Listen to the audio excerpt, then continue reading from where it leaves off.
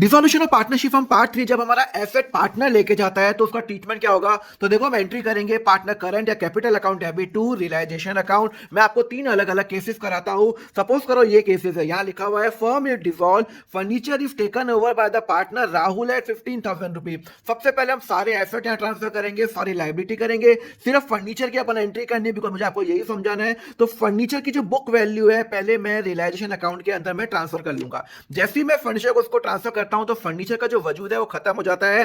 अब वो जो पार्टनर राहुल लेके गया, तो जब वो पार्टनर राहुल लेके जाता है तो मैं यहां पे करूंगा बाय राहुल कैपिटल। अगर कैश में बेचूंगा तो बाय कैश आएगा। यहां पे राहुल कितने का लेके गया 15,000, और यहां पे मैं करूंगा टू रियलाइजेशन करूंगा 15,000 रुपए। क्लियर है? यहां बात समझ में आई? चलो ये हो गया एक केस। दूसरा केस यहां पे लिखा हुआ है furniture is taken over bye 24,000। पहले मैं जो मेरी बुक वैल्यू है फर्नीचर की वो ट्रांसफर करूंगा सबसे पहले ये 20,000। अब यहां पे वो कितने का लेके गया, यहां पे राहुल कैपिटल लेके गया 24,000, तो यहां पे मैं लेके चले जाऊंगा टू रियलाइजेशन अकाउंट 24,000। क्लियर है? हमें कोई मतलब नहीं है कि वो कितने पे लेके गया, वो जितने पे लेके गया हम उससे उससे एंट्री करेंगे, प्रॉफिट और गेन ऑटोमेटिक निकल जाएगा। फिर है तीसरा केस, यहां पे ये बहुत इंपॉर्टेंट केस है। यहां पे फर्नीचर कितने का है सर? फर्नीचर जो है वो 20,000 का है।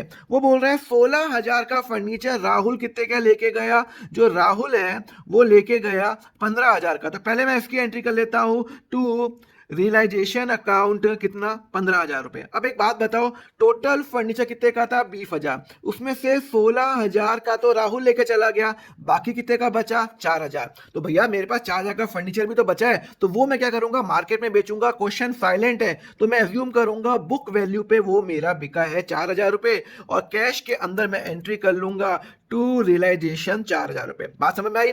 टोटल 20,000 का फर्नीचर है, 16,000 का राहुल लेके गया 15,000 का, तो बाकी 4,000 का बचा है। तो 4,000 का जो फर्नीचर है वो मैं कैश में बेचूंगा और कैश में एंट्री होगी। क्लियर है? और अब हम करेंगे अगले लेक्चर में, अगर फर्नीचर क्रेडिटर लेके जाता है तो एंट्री क्या होगी, इसके लिए फॉलो करो अकाउंट फंडा।